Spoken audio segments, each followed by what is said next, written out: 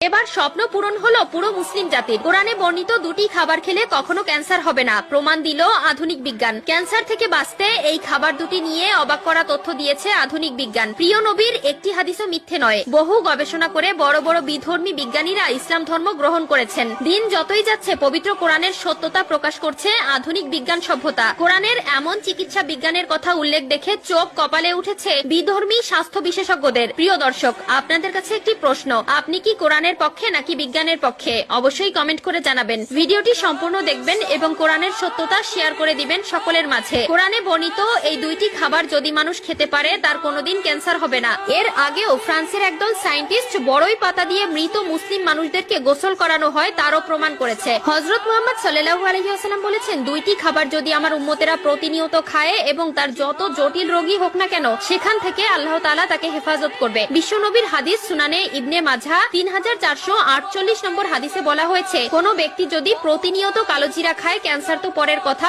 মৃত্যু ছাড়া সকল রোগের উপকার হবে। যে ব্যক্তির খাদ্য তালিকায় কালোজিরা থাকবে তার শরীরে সকল ধরনের জটিল রোগ, কঠিন রোগের সেলগুলো ধ্বংস হয়ে যাবে। শুধু তাই নয়, হাদিসের এই কথার সাথে আধুনিক বিজ্ঞান সত্যতার প্রমাণ উল্লেখ করেছে। আধুনিক বিজ্ঞান বলেছে, একজন মানুষ যদি প্রতিনিয়ত কালোজিরা খেতে পারে তার শরীরে রোগ প্রতিরোধ ক্ষমতা বৃদ্ধি করবে এবং জীবাণু সৃষ্টিকারী কোষগুলো ধ্বংস হয়ে যাবে। 2 নম্বর খাবারটি